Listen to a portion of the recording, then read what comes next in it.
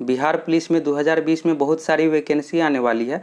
कौन कौन सी पोस्ट की वैकेंसी आएगी, साथ ही सिलेबस एवं सिलेक्शन का पूरा प्रोसेस, तैयारी कैसे करना है, इसके बारे में आप लोगों को पूरा डिटेल्स में बताएंगे। अगर आप जॉब के प्रति सीरियस है तो आपके लिए वीडियो इंपॉर्टेंट है। चलिए एक एक करके देख लेते हैं। लेडी कांस्टेबल की वैकेंसी विज्ञापन संख्या 01/2020 के अंतर्गत 454 पदों पर आ गई है। फॉर्म भरने की जो अंतिम तिथि है 24 जुलाई 2020 तक। अगर आप अभी तक फॉर्म नहीं भरे हैं तो ज़रूर भर लीजिएगा। इसमें जो योग्यता है 12वीं पास, अगर आप 12वीं पास है तो फॉर्म को भर सकते हैं। यह जो वैकेंसी है ST कैटेगरी की महिला अभ्यर्थी के लिए केवल है यह वैकेंसी। लेडी कांस्टेबल के बाद जो वैकेंसी दिया गया है होमगार्ड कांस्टेबल का, विज्ञापन संख्या 02/2020 के अंतर्गत टोटल जो इसमें पोस्ट है 551।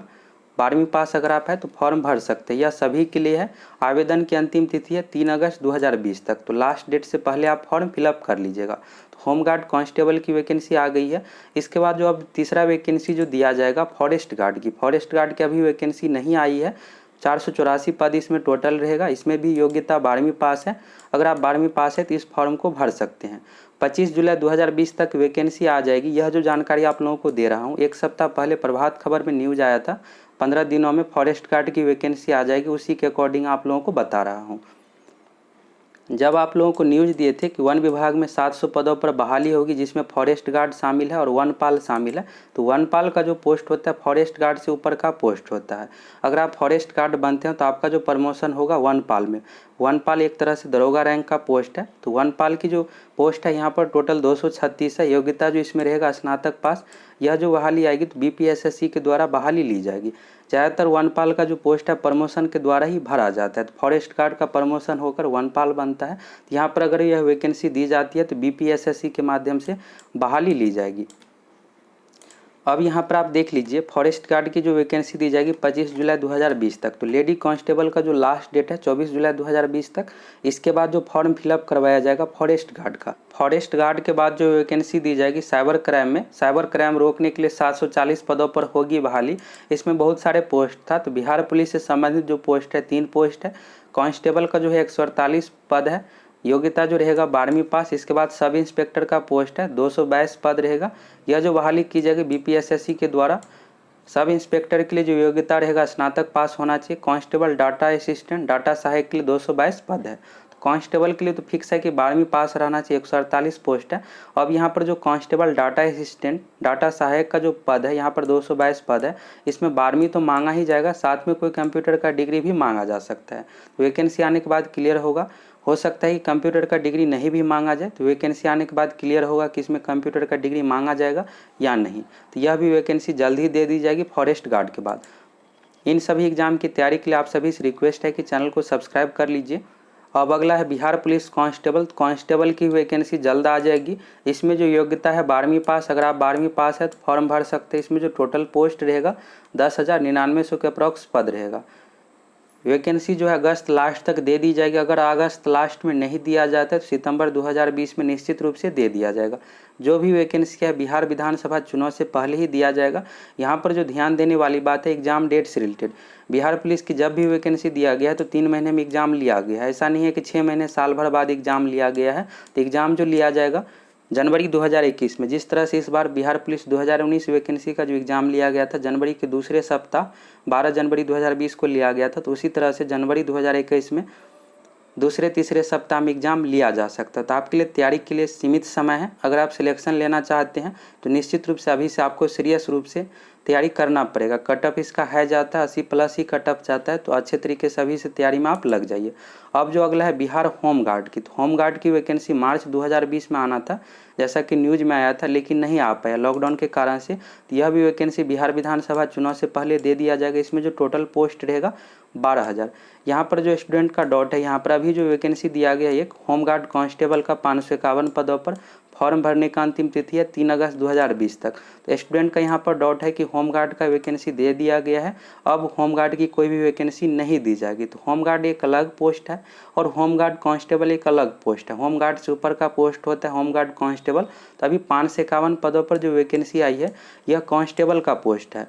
होमगार्ड की अलग से वैकेंसी आएगी 12,000 पदों पर। तो जल्द ही यह भी वैकेंसी आ जाएगी।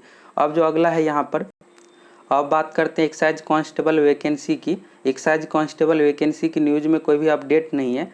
इससे पहले जो वैकेंसी के बारे में बताए, साइबर कांस्टेबल, फॉरेस्ट गार्ड, इन सभी की जानकारी न्यूज़ में आया हुआ था, वैकेंसी दी जाएगी।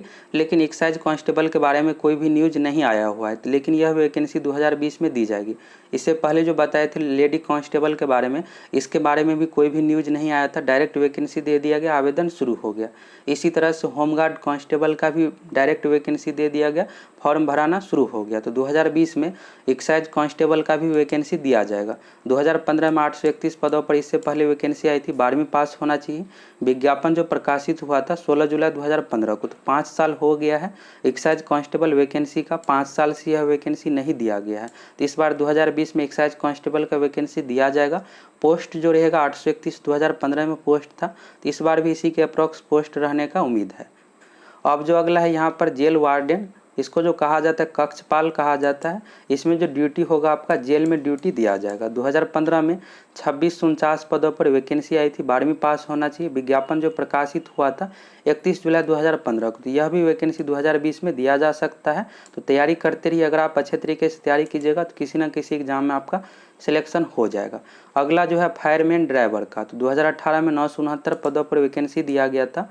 विज्ञापन जो प्रकाशित हुआ था 20 फरवरी 2018 को। इसमें जो योग्यता होनी चाहिए 12वीं पास, साथ में ड्राइविंग लाइसेंस भी होना चाहिए। अगर आप अभी तक ड्राइविंग लाइसेंस नहीं बनाए हैं तो बना लीजिए। HMV या फिर LMV ड्राइविंग लाइसेंस होना चाहिए। HMV यहाँ पर हुआ हैवी वाहन चलाने का लाइसेंस, या फिर हल्के वाहन चलाने का लाइसेंस होना चाहिए। LMV दोनों में से कोई एक रहेगा तो फॉर्म आप भर सकते हैं। 12वीं पास के साथ साथ ड्राइविंग लाइसेंस भी होना चाहिए। और जब वैकेंसी दी जाती है तो उससे 1 साल पहले का ड्राइविंग लाइसेंस मांगा जाता है। तो अभी अगर आप बनाइएगा ड्राइविंग लाइसेंस तो इस वैकेंसी में नहीं भर पाइएगा, तो भविष्य में जो वैकेंसी दी जाएगी उसमें ज़रूर आप भर पाइएगा।